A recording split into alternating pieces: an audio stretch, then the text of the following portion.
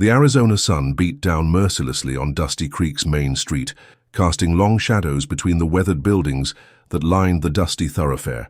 Margaret Sullivan pulled her black shawl tighter around her shoulders, despite the oppressive heat, her worn boots clicking against the wooden boardwalk, with the same measured cadence they had for the past 10 years.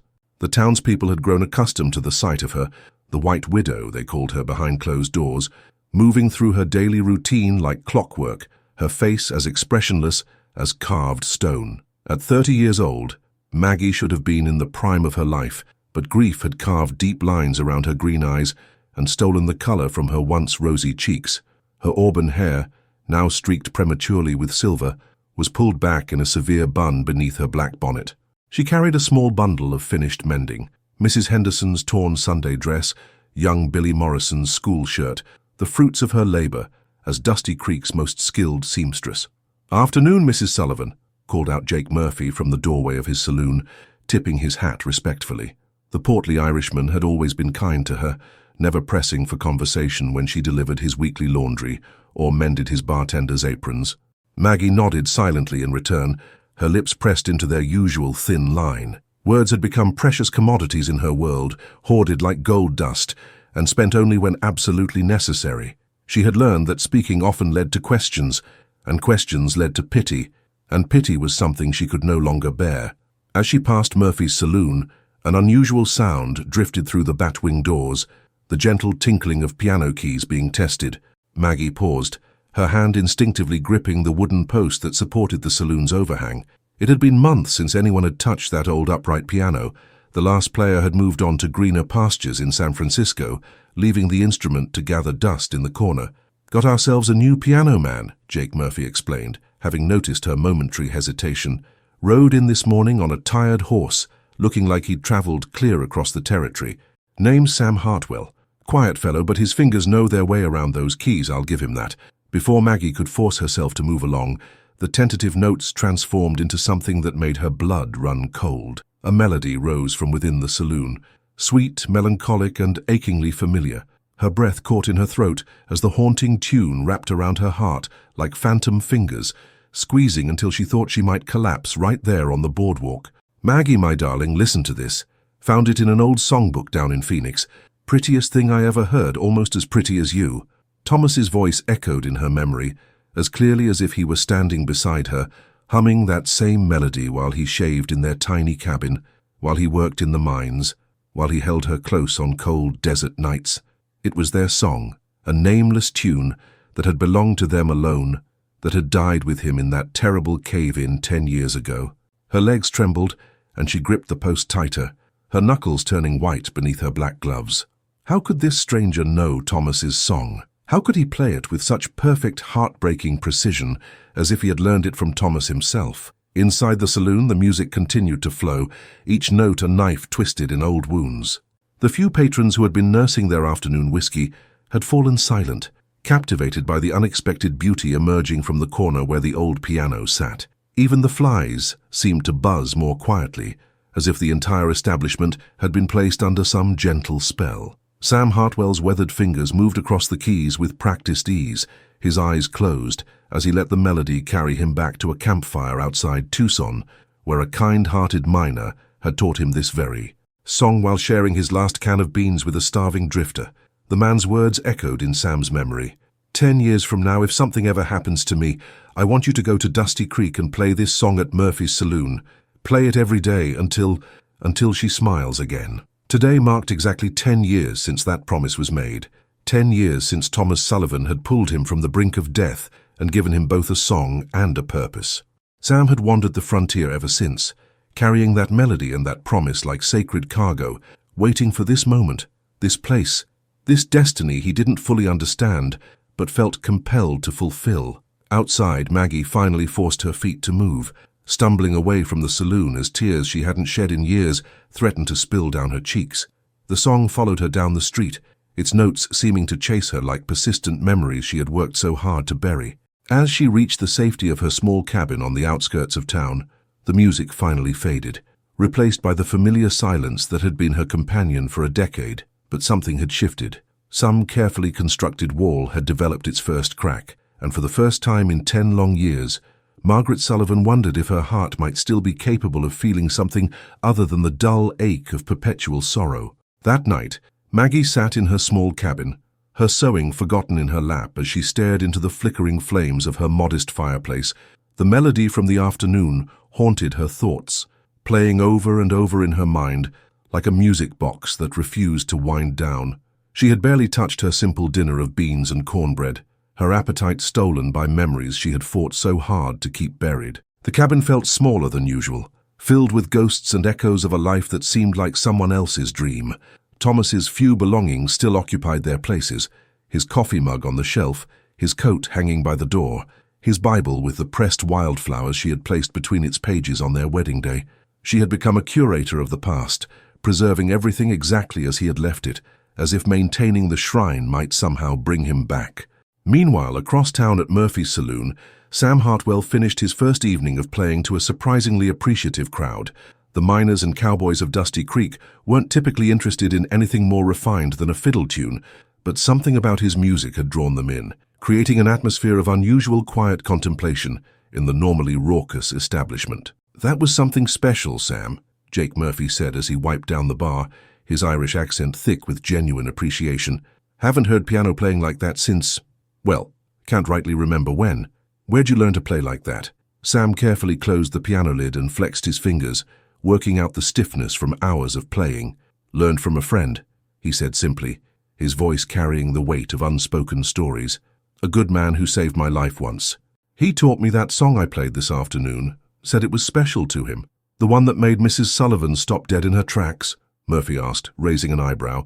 "Thought she was going to faint right there on my boardwalk. Haven't seen that woman show any emotion in 10 years, not since her husband died in the Silver Creek mine collapse." Sam's hands stilled on the piano bench. "Her husband, what was his name?" "Thomas Sullivan. Fine man, one of the best miners we ever had in these parts. Died trying to save 3 men trapped in a cave-in. Real tragedy, that was. Left poor Maggie all alone, and she's been wearing widow's weeds ever since. Folks around here call her the White Widow on account of how pale she's gotten, like a ghost walking among the living." The blood drained from Sam's face as the pieces of a decade-old puzzle suddenly clicked into place. Thomas Sullivan, the kind-hearted miner who had found him half dead from thirst and hunger outside Tucson, who had shared his food and water, who had taught him the melody that had become Sam's most treasured possession. The man who had made him promise to come to Dusty Creek and play their song at Murphy's Saloon, who had spoken with such love and longing about his beautiful wife Maggie, waiting for him at home. "This Thomas Sullivan," Sam said carefully, trying to keep his voice steady. "What did he look like?" Murphy leaned against the bar, his expression growing thoughtful. "Tall fellow, brown hair, kind eyes, had a way of humming while he worked, drove some of the boys crazy, but I always found it peaceful-like. He loved that wife of his something fierce. Used to talk about her all the time, how she had the prettiest smile in the territory, how he was going to buy her a real piano someday so she could learn to play." Sam closed his eyes, remembering the man who had saved him, the gentle giant who had pulled him from the desert and given him hope when he had nothing left. Thomas had indeed hummed constantly, that same beautiful melody that Sam now knew had been meant for the woman he loved more than life itself. "He made me promise something," Sam said quietly, more to himself than to Murphy. "Told me if anything ever happened to him I should come here and play that song. I thought he was just being sentimental, maybe a little touched by the sun. I never imagined—" "You knew Tom Sullivan?" Murphy's eyes widened with surprise and something approaching wonder. Sam nodded slowly, the full weight of his destiny finally becoming clear. "He saved my life 10 years ago, just a few days before he died, I'm guessing. I was nothing but a drifter then, half crazy with hunger and thirst. He found me collapsed by the roadside, shared his water and food, taught me that song around his campfire. He made me swear that if something happened to him, I'd come to Dusty Creek exactly 10 years later and play it at this saloon." Murphy set down his rag and stared at Sam with something approaching awe. "Jesus, Mary, and Joseph," he whispered. "Tom Sullivan sent you here. From beyond the grave, he sent you here for Maggie." The truth of it hit Sam like a physical blow. All these years of wandering, all these years of carrying that promise, without fully understanding its purpose, it had all led to this moment, to this town, to the broken woman who had stopped on the boardwalk when she heard her husband's song played by a stranger's hands. She recognized it, Sam said, his voice barely above a whisper. The song, She knew it immediately. Of course she did, Murphy replied, his own voice hushed with reverence. Tom hummed that tune every day for the 3 years I knew him. Said he was going to teach it to Maggie someday, said it would be their special song. But he died before. Murphy trailed off, shaking his head in amazement.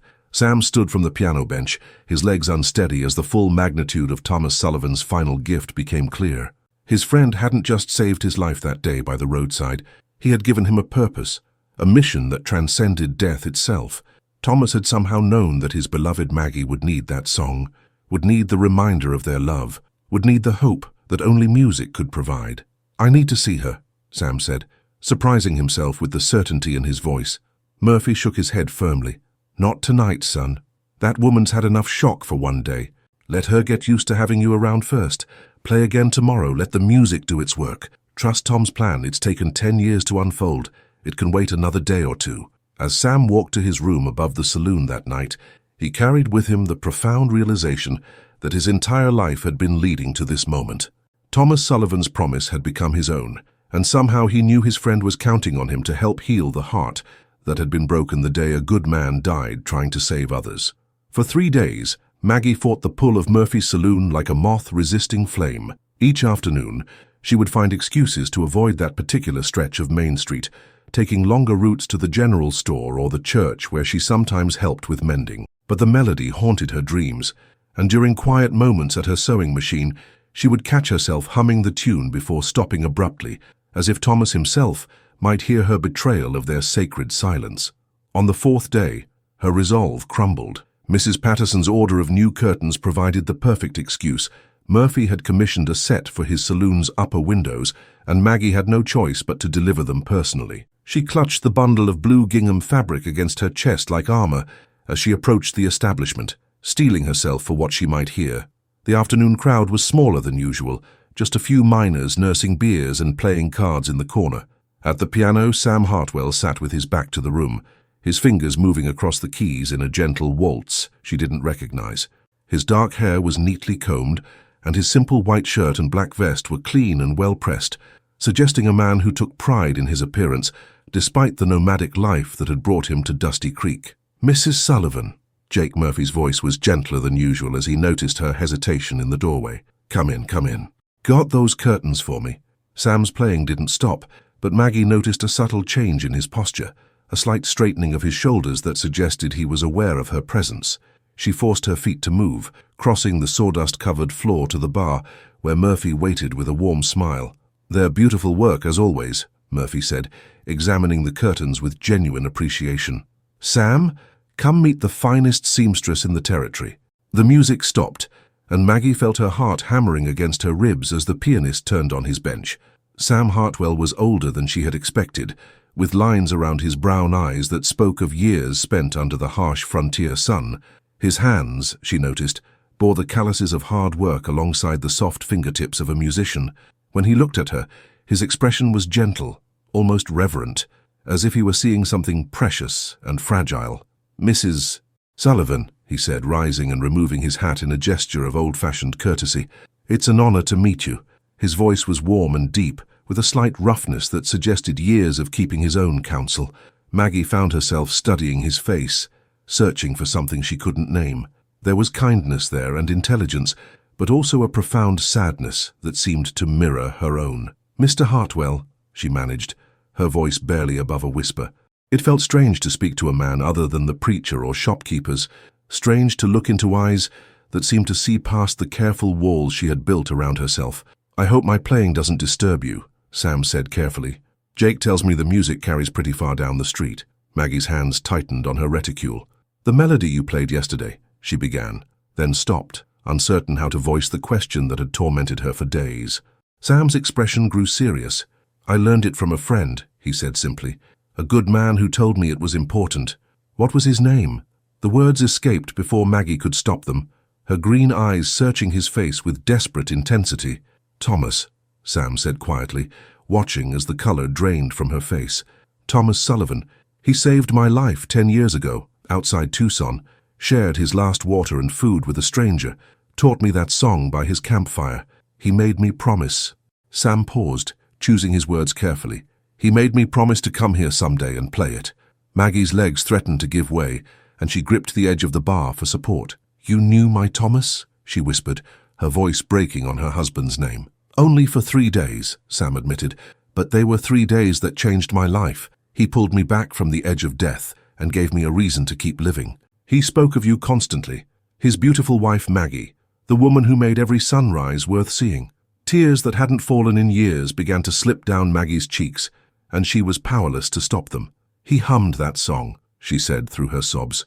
"Every morning while he shaved, every evening when he came home from the mines. He said someday he'd teach me to play it on a real piano." Sam felt his own eyes burning with unshed tears. "He told me the same thing. Said music was meant to be shared between people who love each other." Murphy quietly retreated to the far end of the bar, giving them space, while keeping a protective eye on the fragile woman who hadn't shown emotion in a decade. The few patrons in the saloon had grown silent, sensing something profound unfolding before them. "Why?" Maggie asked, looking up at Sam with eyes that held both pain and a desperate hope. "Why did he make you promise to come here?" Sam reached into his vest pocket and withdrew a small worn piece of paper. "He wrote something down that last night by the campfire, made me swear to give it to his wife if anything ever happened to him. I've carried it for 10 years, waiting for the right time." With trembling hands, Maggie unfolded the paper. Written in Thomas's familiar scrawl were just a few lines. "My dearest Maggie, if you're reading this, then God has called me home and Sam has kept his word. Don't let my death steal your music. Learn our song, play it, and remember that love doesn't end with death, it just finds new ways to sing. Your devoted husband, Thomas." The paper fluttered to the floor as Maggie covered her face with her hands, her shoulders shaking with a decade of suppressed grief finally finding release. Sam stood frozen, uncertain whether to offer comfort or retreat until instinct overcame hesitation. Gently, carefully, he reached out and placed a comforting hand on her shoulder. "He loved you more than life itself," Sam said softly. "Everything he did, every word he spoke was about getting back to you. Even in his final act of kindness to a stranger, he was thinking of you." For the first time in 10 years, Margaret Sullivan raised her head and looked at someone with something other than hollow emptiness in her eyes. Through her tears, she saw not just a stranger who had known her husband, but a man whose own loneliness seemed to match her own, a kindred spirit who understood the weight of carrying other people's love and hope. "Would you," she began hesitantly, her voice still thick with tears, "would you teach me the song, the way Thomas taught it to you?" Sam's face lit up with the first genuine smile he had worn in years. "I'd be honored, Mrs. Sullivan. I think that's exactly what he would have wanted." The piano lessons began the following Tuesday afternoon, when the saloon was nearly empty and the desert heat kept most folks indoors. Maggie arrived precisely at 2 o'clock, wearing the same black dress she had worn for 10 years, but something in her bearing had changed. Her steps carried less weight, and though her face remained solemn, there was a spark in her green eyes that hadn't been there since Thomas's death. Sam had positioned 2 chairs side by side at the piano bench, and he rose respectfully as she entered. "Mrs. Sullivan," he said with a gentle nod, "I wasn't sure you'd come." "I gave my word," she replied simply, settling onto the bench beside him with careful propriety, maintaining enough distance to preserve appearances while allowing her to see the keys clearly. Thomas always said a promise was the most valuable thing a person could give. For the first lesson, Sam simply played while Maggie listened, her eyes closed as she absorbed every note of the melody that had haunted her dreams. His fingers moved with practiced grace across the yellowed keys, drawing music from the old upright that seemed to transform the rough saloon into something approaching sacred. "Your turn," he said softly, sliding slightly to his left to give her access to the keyboard. "Start with just the melody line. Feel the rhythm in your heart before you worry about the notes." Maggie's hands trembled as she placed them on the keys, her black gloves a stark contrast against the ivory. The first notes came hesitantly, uncertain, but Sam's encouraging presence beside her gave her courage to continue. When she faltered, he would gently guide her fingers to the correct keys, his touch respectful and careful. "Thomas was right," Sam said, after she managed to play the first verse without mistakes. "You have natural musical instincts. He would be proud." The lessons became a regular occurrence every Tuesday and Thursday, when the afternoon heat drove most of Dusty Creek indoors. Word spread quickly through the small town, as word always did, and opinions began to form with the swiftness of a desert storm. "It ain't proper," declared Mrs. Cornelia Brewster, the banker's wife and self-appointed guardian of the town's moral standards. She stood in Henderson's general store, her voice carrying the authority of someone who had never doubted her own righteousness. A widow woman spending time alone with a strange man, and in a saloon no less. It's unseemly. Now, Cornelia, said Dr. Mitchell, who had tended to Thomas after the mine accident and had watched Maggie fade away over the years that followed. The woman hasn't shown a spark of life in a decade. If music can bring her back to the living, I say let her play. But not everyone shared the doctor's charitable view. Reverend Jonathan Pritchard, a stern man who believed suffering was good for the soul, cornered Maggie after Sunday service with a disapproving frown. "Mrs. Sullivan," he said, his voice carrying the weight of divine authority, "I've heard troubling reports about your activities at the saloon. A woman in mourning should not be seeking worldly pleasures. Your husband deserves better remembrance than this." Maggie felt the familiar weight of guilt settling on her shoulders, but for the first time in years, anger flared alongside it. "Thomas loved music, Reverend," she said quietly but firmly. "He would want me to learn our song." "Your husband is dead, Mrs. Sullivan," Pritchard replied harshly. "The living should not be slaves to the dead, but neither should they forget their proper place and duty." Meanwhile, Sam found himself facing his own challenges. The piano lessons had awakened something in his heart that he hadn't expected. Not just the satisfaction of fulfilling Thomas's promise, but genuine feelings for the remarkable woman whose courage in learning to live again inspired him daily. "You're walking a dangerous line, son," warned Jake Murphy one evening as Sam helped close the saloon. "Maggie Sullivan is beloved in this town, but she's also been untouchable for 10 years. Folks don't know what to make of changes, especially when they involve a stranger." "I'm only teaching her the song her husband wanted her to learn," Sam replied, but even he could hear the defensiveness in his voice. "Are you?" Murphy asked with a knowing look. "Because from where I stand, it looks like you're both learning something new every day." Sam couldn't deny the truth in Murphy's words. Each lesson brought new revelations. The way Maggie's face softened when she successfully played a difficult passage, the rare but radiant smile that appeared when she lost herself in the music, the conversations that naturally flowed between them about life, loss, and the unexpected ways hope could return. During their 6th lesson, as autumn began to paint the desert in shades of gold and amber, Maggie played the entire song from beginning to end without a single mistake. When the last note faded, she sat in silence for a long moment, her hands still resting on the keys. "I can feel him," she said quietly, tears streaming down her face. "When I play, I can feel Thomas listening." Sam nodded, understanding completely. "He's proud of you, Mrs. Sullivan, I know he is." "Maggie," she said suddenly, turning to face him with eyes that held a new determination. "My name is Maggie. I think it's time I remembered that." It was a small thing, but in that moment Sam realized they had crossed an invisible threshold. She was no longer just the white widow he had come to help heal. She was Maggie, a woman rediscovering her own name and the life that went with it. "Maggie," he repeated softly, and the way he said it made her heart flutter in a way she had thought lost forever.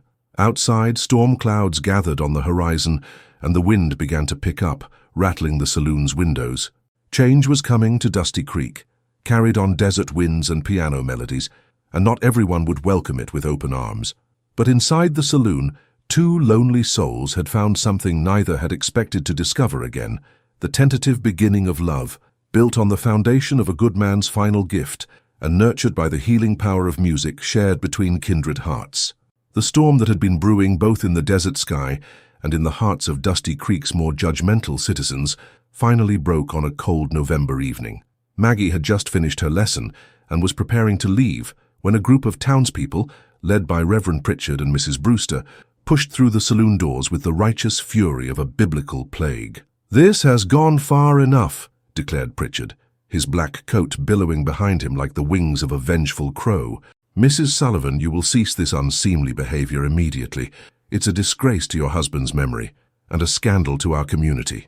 Mrs. Brewster stepped forward, her face pinched with disapproval. "Decent women don't consort with strange men in saloons, Margaret Sullivan. Your poor dear husband must be spinning in his grave." Maggie felt the familiar cold grip of shame and doubt begin to tighten around her heart, but before she could speak, Sam rose from the piano bench with quiet dignity. "With respect, Reverend," Sam said, his voice calm but firm, "I think you've misunderstood the nature of what's happening here. I'm simply fulfilling a promise I made to Mrs. Sullivan's husband before he died." "Lies and fabrications," Pritchard spat.